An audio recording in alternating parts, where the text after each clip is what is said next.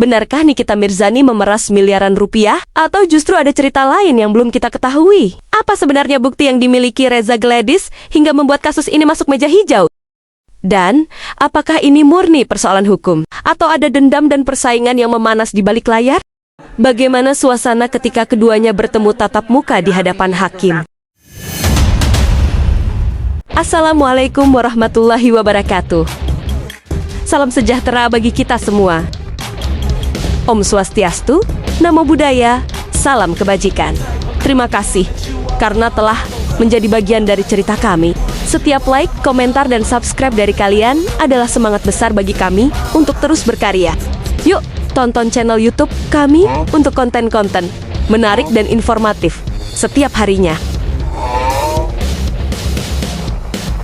Nikita Mirzani, aktris kontroversial Indonesia. Reza Gladys, dokter dan bos skincare. Konflik bermula dari ulasan TikTok yang diduga memerasa tahu justru kritik pedas. Laporan resmi masuk ke Polda Metro Jaya.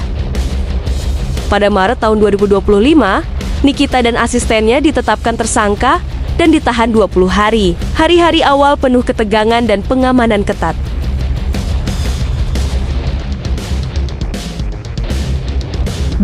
Juni tahun 2025, JPU dakwa Nikita dengan pemerasan elektronik dan TPPU senilai 4 miliar rupiah. Nikita menyebut dakwaan halusinasi. Ini sorotan penting dari ruang persidangan.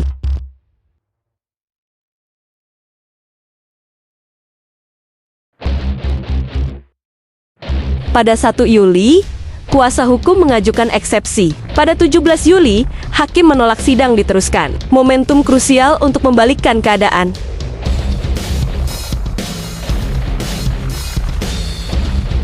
31 Juli ledakan emosional di sidang, Nikita bersitegang, menolak kembali ke rutan, memutar rekaman bukti sendiri. Suasana memanas hingga sidang diskors. Inilah puncak drama.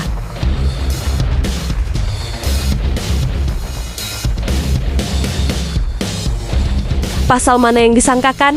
Apa ancaman hukum maksimal dengan referensi Undang-Undang ITE terbaru dan putusan terdahulu? Ini peluang strategi pembelaan.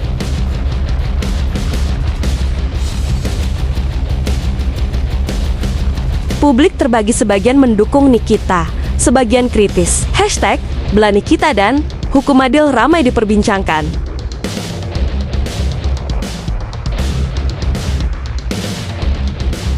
Kita itu sumpel aja mulutnya pakai uang. Ya bagi Niki itu adalah endorse. Takut kok ini kena mental nih gara-gara abu-abu. Aku setiap ketemu sama orang di mall dimanapun orang ngeliatin muka aku nggak abu-abu kok. Kalau misalnya dibilang itu abu-abu lah, dia sendiri yang pakai seragam abu-abu. Persoalan hukumnya adalah terkait dengan masalah skincare. Saya siap selalu melawan dia seumur hidup saya. Ami itu bukan seorang pembunuh, penjahat, penggebong narkoba, teroris. Tapi kenapa dia melakukan seperti ini baling-baling banggo? Dua sosok yang dikenal publik kini berhadapan di meja hijau. Nikita Mirzani, artis yang tak pernah lepas dari sorotan, dan Dr. Reza Gladys, dokter kecantikan yang sukses membangun kerajaan bisnisnya. Tuduhan pemerasan, chat WhatsApp yang viral, dan sidang yang menyedot perhatian. Apakah ini sekadar perselisihan bisnis? Atau ada rahasia besar di baliknya? Malam ini, kita akan membedah kronologi lengkap, bukti, hingga momen tegang yang tidak terlihat kamera. Inilah kasus Nikita Mirzani versus Reza Gladys.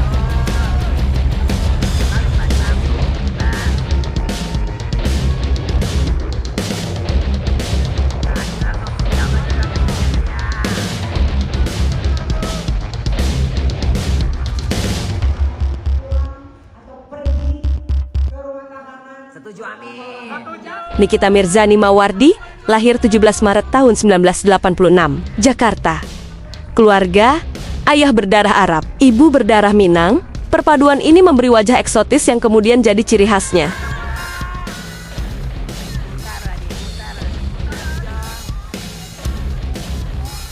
Nikita awalnya tidak langsung terjun ke dunia hiburan. Ia sempat menjalani kehidupan yang cukup keras dan mandiri, bahkan pernah bekerja di berbagai bidang sebelum terkenal.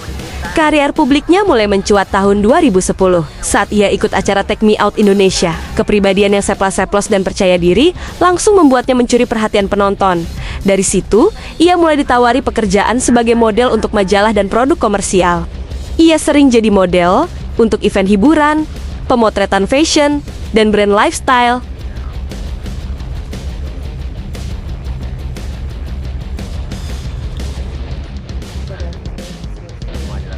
Setelah mulai dikenal, Nikita menjajal dunia akting. Ia bermain di beberapa film layar lebar, seperti Nenek Gayung 2012, Mama Minta Pulsa 2012, hingga Comik 8 2014.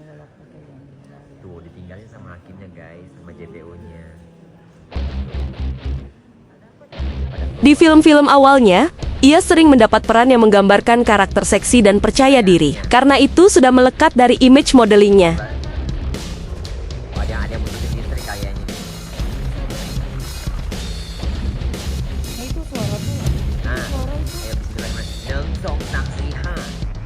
Sementara Reza Gladys Pretianisari lahir di Cianjur, Jawa Barat pada 16 Desember tahun 1988.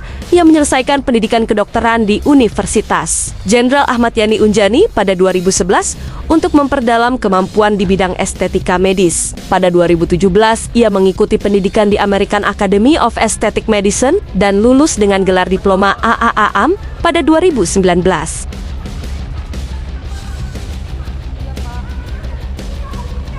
Setelah lulus, Reza tidak langsung sukses. Ia dan sang suami juga dokter, sempat mengalami kesulitan keuangan termasuk diusir dari kontrakan dan ditagih debt collector saat kehamilannya. Meski begitu, mereka tetap gigih berjualan online produk kecantikan lewat sistem pre-order sejak masih mahasiswa.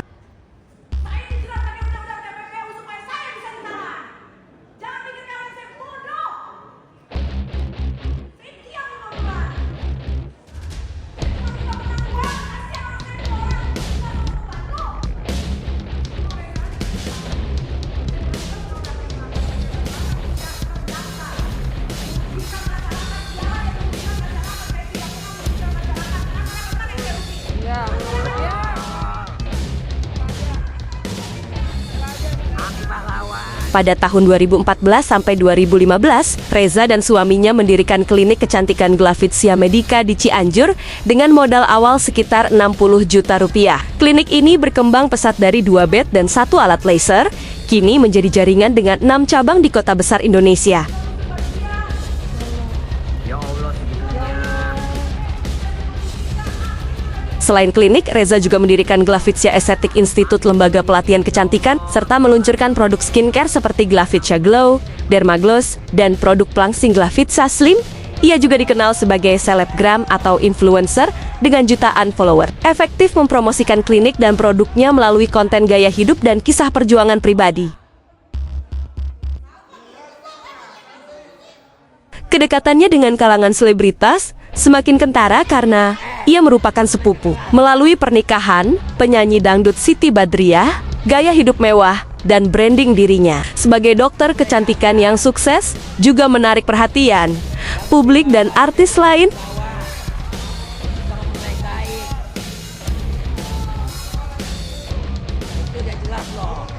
Kisah panas antara Nikita Mirzani dan Reza Gladys bermula dari sebuah tudingan mengejutkan. Beredar kabar bahwa Nikita diduga meminta uang sebesar 4 miliar rupiah kepada Reza.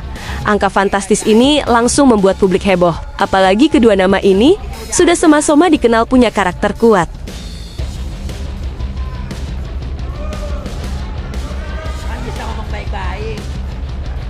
Menurut versi yang beredar, permintaan tersebut terjadi dalam konteks yang masih simpang siur. Ada yang menyebutnya sebagai bagian dari urusan bisnis, ada pula yang menilai ini murni permasalahan pribadi. Reza mengaku merasa tertekan dengan situasi tersebut, sementara Nikita menolak tuduhan itu mentah-mentah. Konflik yang awalnya hanya jadi bisik-bisik di kalangan terbatas, perlahan merembet ke media sosial. Status, komentar, hingga sindiran terbuka di Instagram menjadi panggung yang membuat publik semakin penasaran. Dari sini, drama tak lagi bisa dibendung. Perselisihan yang berawal dari dugaan permintaan dana 4 miliar ini akhirnya menyeret keduanya ke meja hijau, memulai rangkaian persidangan yang menyita perhatian banyak orang. Gitu. Jadi pasti ini dia lagi, dia tuh lagi kasak kusuk ini. Kalau di baju coklat sih dia kalau yang di petinggi-petingginya udah kita kunci, petinggi-petingginya ya. Iya. Yang tapi buat saya justru yang dir-dirnya ini lah, yang bintang-bintang 1 atau ya yang begitu-begituannya lah. Cuma yang penting mah kita udah masukin dia udah jadi terdakwa, udahlah gitu aja. Di sidang kita hajar lah. Di sidangnya kita hajar. Cuma ya itu, nah Ajisnya ini nih kita harus kuatin teman-temannya ya, bantu ya. Iya Karena sih. kuatin itu aja Hadis. Iya. Hadis, support dia biar dia inilah apa namanya? Beda Dia kuat. dia paniknya di sidang sebenarnya, bukan panik di sidangnya apa-apa, bukan dia paniknya dia grogi nggak gitu, dia gitu aja. Iya karena Dia takut dicecer Iya. pertanyaan. Kata aku nggak akan kita udah jaksanya kita jagain neng, kata aku. Hakimnya, jaksanya, paling yang nyecer itu orang-orang yang lawannya dia doang, pengacaranya dan lain-lain gitu. Itu Iya. aja kata aku tuh. Kasus ini belum selesai.